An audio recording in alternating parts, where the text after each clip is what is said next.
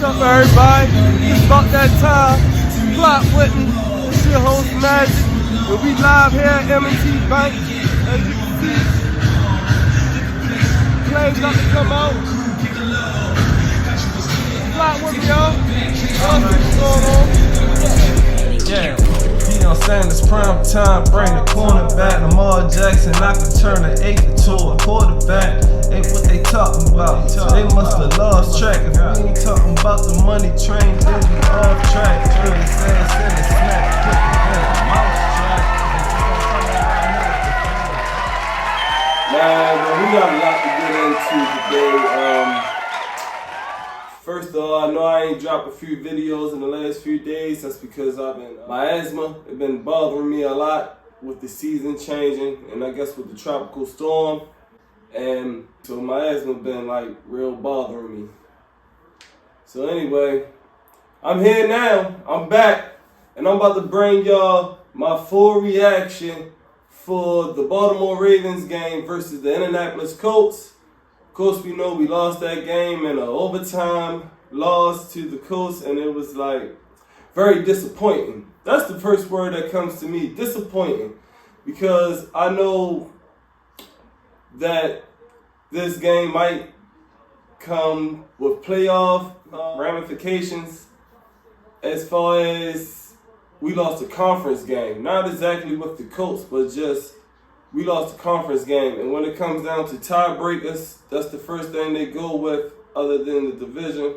They go off of your conference wins. So if you got more conference wins, say for instance, let me break it down for you. Say if we tie with the Buffalo Bills with the same record, and we're trying to see who got the number 2 seed or the number 1 seed or whatever seed. They will go off of, first thing they will go off of is, we could say 2 division winner teams, but they got the same record. So they're going to go first off is your conference wins and your conference losses. So for instance, most teams, every team play the same amount of conference games, right? You got your 6 division games, and then you got whatever other division you playing in your conference. Then you got your you play your other 2 games in your conference will be against the other 2 division, and whatever record you had last year, I'm going to break it all down for you, because catch up with me. All right. So let's say you was the number 1 seed last year. We in the AFC North, right? So if we was the number 1 seed last year, let's say we was playing the AFC East this year. So we'll have our 6 division games against the our division. Then we'll have our 4 games against the AFC East. Then we will have 2 more games in the conference. Them 2 games will go against other division winners, because we was division winners, so we're going to play all the division winners in our conference. That's how the schedules is broken down, if y'all ain't know. So let's go back to down tiebreakers. When we go into tiebreakers, they're going to wonder why, for instance, say the Bills won 7 of the AFC games and the Ravens won 8 AFC games. We will have the tiebreaker over them unless you beat them head up. If you beat them head up, then that don't matter. You will have the automatic tiebreaker because you beat them head up. But let's say you never played them the whole season. It will go down to who got more conference wins. That's how it will go down to. So that's how that works. I'll explain that in another video. But let's get right back to my reaction to the Ravens versus the Colts. So yeah, I was basically saying that I know that later on down the line, this might comes with a greater loss because we lost a conference game. All right, other than that, I'm going to give you my number 1 reactions. And first thing I could think about was the Ravens game plan was mediocre. And what I mean by mediocre is, I understand we had injuries and the Colts defense is, their front 7 is very physical, and they get at the quarterback. So I understand that they wanted to protect, but they played real mediocre. They took no deep shots, and I understand that the ground is a little wet, but we got players. You got to go ahead and take them shots regardless, and you got to see what happens. You know, you got to at least take a shot. Like, they took 0 deep shots. So that was one of my first things that I seen, that it was like they playing, you know, I was happy that I figured they was going to run the ball. And they did great with running the ball, but they just didn't do great running the ball on situational downs. And what I mean by that is on third downs and stuff like that, or first downs, I would say, like, it wasn't getting good chunk runs, you know? Or let's say it was 2nd and 5. Then they'd get a 1-yard run or lose a yard. And I'd be like, wow, you couldn't keep it going. So yeah, I feel like the game plan was mediocre, but I understand why they was playing like that. So yeah. All right, other than that, you know, like I said, they were scared of the Colts front 7. They is a physical team, and it was good, but I think you should at least put max protection one time. Like, max protect, send a two-man route, send Bateman, send Andrews, or send Zay Flowers and Andrews, or send Andrews and you know, send a combination of 2 guys on a deep on one a post, one on the. Like, you can make a better concept than that, man. Like, at least try to take a deep shot. They was playing real scared, and we was the home team, and we was the favorites. I don't understand why we playing scared. All right. Of course, we gonna say I'm not gonna really say penalties, but of course, we all know what the penalties was, man. I mean, they didn't broke it down frame by frame. And you know how technology is. It was like the penalty was broke down. The penalty I'm speaking on is the one that wasn't called. And that's the should have been pass interference call that was on Zay Flowers on the 4th down play. And with that play, they did a screen by screen like breakdown, and you can see the man was holding Zay Flowers before Lamar even launched the ball. Like, as he was attempting his throw, the man was already grabbing that Zay Flowers. So by the time the ball came out, he was already attached to Zay Flowers. But, you know, I'm not going to really get too bad on that penalty, because I feel like when it comes to that penalty, that was a 4th down play. And I'm one of them fans who say swallow your whistle on 4th downs. You know, of course, y'all know I'm a basketball coach, so I preach that we not playing for the whistle. And yes, it was but it wasn't like it was that outrageous where it's like, you know, I think that was just more of us Ravens fans. I mean, it was a pass interference, but us Ravens fans making it like it was like he jumped all on him. Like it was real close. It was a close call, you know. And if it was the other shoe was on the other foot, we would have been mad if they would have called a pass interference. We would have been saying, "Come on, it's 4th down," you know. So that's how I feel about that. Other penalty though. The face mask that wasn't called, you know. I mean, that was a clear as day face mask, and it's like it was a missed call, and it hurt us so much because it was not only a momentum drive, but I believe we had a penalty on that play. So it could have been offsetting penalties, but instead it was just like a penalty on us. So we lost yards and stopped the clock, gave them an extra timeout. All right. We had a few big drops at the end of the game. The one to the tight end, Isaiah Likely, that was like very hurtful because it would have got us in was it a 1st down, or it would have got us in field goal range? Either or, it was just very crucial. That happened in the 4th quarter. Then we had the fumbles. Oh man, the fumbles.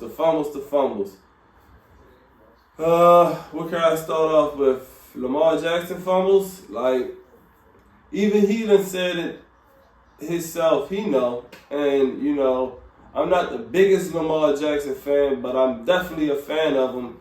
And I watch how he take this game seriously. So I'm pretty sure he's working very hard to clean up on that, because he don't want to be known as a fumble-prone guys, and he knows that all the teams from now on is going to be trying to get that ball up out of him. Then you have the big fumble, though. The big fumble that stopped all momentum. And I've been rooting for this guy since he came back because I figured he's going to do big, and he might still do big, but just not this game. Kenyon Drake with a big-time fumble, and it was real big. It was it stopped points. It knocked all the momentum down, and after that, we just seemed like wasn't clicking after that. I don't know. That's when the Ravens probably started playing scared, probably. I think that's probably when the Ravens started playing scared. Once that fumble came, and then it was like fumble after fumble after fumble. But all right, it was like second quarter, actually. Second quarter, we only had like 4 plays. We only had 4 plays in the whole second quarter. It was like we never was on the field the whole second quarter. So it took all the momentum out. So that's what really happened. It was like all the momentum happened in the second quarter. And since then, we was just playing a great defensive game. Shout out to the defense. They did do good. All right. But we is going to get on the run defense. I mean, they gave up 122 yards to Zay Moss. I wonder if I'm saying his name right. Is it Zay Moss or Zach Moss? But anyway, Moss, the backup running back for the Indianapolis Colts. And once he got going, you know, the Ravens' run defense, let me go into there. The Ravens' run defense actually hasn't been looking great at all in none of the 3 games if you look at it. The Bengals bailed us out because they just really don't run the ball. And when they did run the ball, I mean, Joe Mixon was looking great, but they just stopped running the ball, which we was very happy for. But yeah, the Ravens' run defense hasn't been looking great, and they did give up 122 yards to Moss. All right? But let's highlight the defense. Kyle Hamilton. I know we seen Kyle Hamilton because he was everywhere. I mean, everywhere. Talking about pass breakups, talking about tackles, I'm talking about sacks, I'm talking about sacks. Yes, I said it 3 times because Kyle Hamilton had 3 sacks. Yes, he had 3 sacks. And that is like a record for a safety or something like that. I believe it's got to be a record for a safety. If not, it's got to be a record for like a Ravens safety. Tell me in the comments if you can ever recall a safety getting 3 sacks. So, Kyle Hamilton, I want to give you a shout out because you was playing the nickel, you was playing safety, you was doing back to what you was doing last year all over the field. And I think Kyle Hamilton is best fit in that slot safety spot because wherever he's closer to the ball, I feel like he will make a difference. So yeah, Kyle Hamilton, you was great for the defense. All right. Before I go into any more, I want to just stop real quick and just go over our fan predictions because, yeah, you know, when we home here at Flock with me at M&T Bank Stadium, I'll go find me a fan so we can see what you say before the game. What's up, everybody? This your boy Magic right here, Flock with me. And I'm here with a Ravens fan right now. The game about to start off, and we just gonna go with our over and unders. Yes, sir. Yes, sir. So we got Lamar Jackson. It's a raining game. The over and under now is 200 passing yards. Is he going over or under 200 passing yards? I think over. Over? I think over, yeah. A little bit over. I ain't gonna say too much. 224, maximum 224. I see it being, it's gonna be a lot of passing attempts. Even though it's raining, I still believe it's going to be a lot of pass attempts. It's going to be a lot of checkdowns. So, they definitely going to run the ball today. Definitely going to run the ball. So, with that rushing yards for the team, Baltimore Ravens for a team.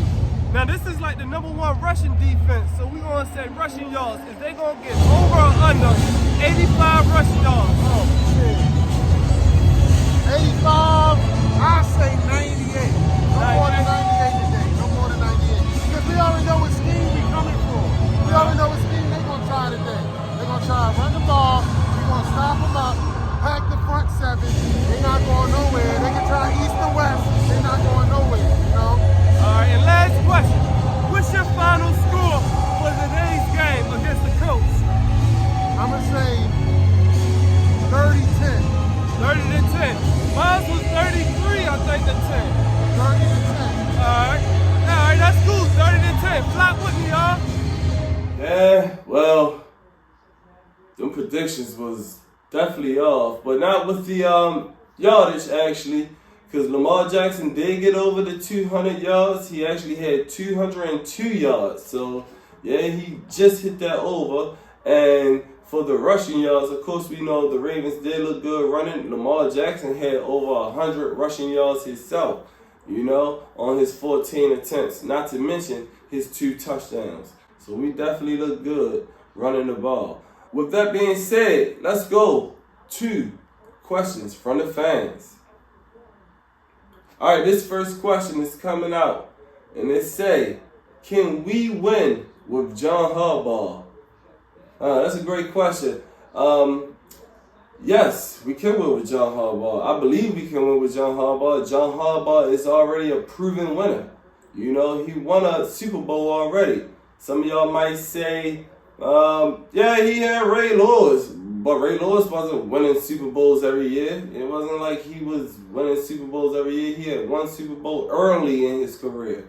So it's like John Harbaugh definitely is a cause of us winning that Super Bowl.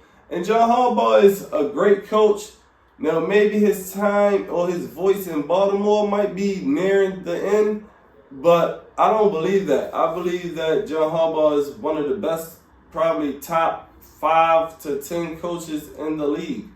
And it's not really that many great coaches. So if you take John Harbaugh out, who's you getting? I mean, is you giving up a first-round draft pick for Sean Payton? All right, with that being said, let's go to another question from the fans. What's up with them injuries? All right, I like that one. What's up with them injuries? All right, so as you know, the Ravens has so many injuries, and I'm about to put up this list of injuries right now so you can see them. But yeah, we had a few more injuries during this game. When you have guys like Tylan Wallace, he didn't even really play.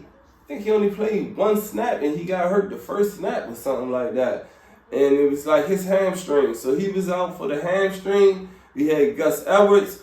I mean, we just dropped the running backs. Like, every game it's another running back. And it's like, then you got Kenyon Drake who fumbled. So they probably was scared knowing Kenyon Drake already coughing the ball up. Melvin Gordon, I mean, they got to be thinking in the back of his head, like, last year he was the fumble king. And Melvin Gordon actually had a great game, so I'm not giving him no heat. But yeah, the injuries, Gus Edwards had a concussion. Ojabo, he got hurt. Ojabo, he hurt his ankle, and I'll give you further updates on that probably by tomorrow. Then Rashad Bateman, he pulled his hamstring too, and he was out for the rest of the game. Geno Stone got hurt when he got, I want to say, mossed by Michael Pittman, and Michael Pittman held on to the catch. And yeah, Geno Stone, he got hurt on that, and that was his ribs injury. So, y'all leave in the comments what you think about the injuries. Y'all leave in the comments about what you think about what is your reactions to the game. I know we got a lot of reactions to the game because of so much stuff happened. Justin Tucker, he missed a long field goal, and I don't know if the Ravens lost confidence in him or didn't have no faith in him for the next one. I was actually rather than went for it on 4th down, didn't give Justin Tucker that chance, even though Justin Tucker had proven that he can make them kicks, and he has done it for us before. I feel like the Ravens had a better chance with that 4th down options. But you can't be playing for the flag. You got to make a play happen. You got to get somebody open. If Lamar Jackson would have just waited a half or more seconds, Zay Flowers would have got more open, or they would have been able to really see the flag because he was holding them from the break. Alright, with that being said, I just want to tell y'all that it's been a pleasure doing this podcast with y'all. I want to shout out my sponsors once again. Simon Says Shoot Hoop Not Guns. We got the Energy and Effort podcast dropping this week, and that's going to be real good. That is with the Junior NBA, as we is partner with them and doing a lot of things for the kids. We still got our giveaway coming up.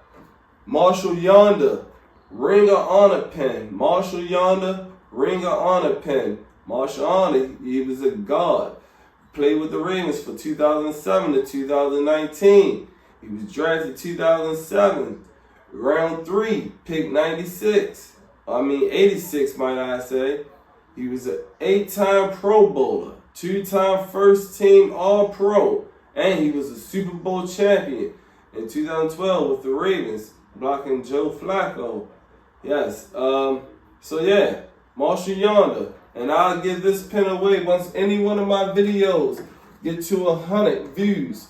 Just 100 views. But remember to hit that like and subscribe button because it helps out with a lot with this podcast. Alright? It's real simple. Just hit that bell somewhere that you see for notifications. Hit them thumbs up so I can keep bringing you this content.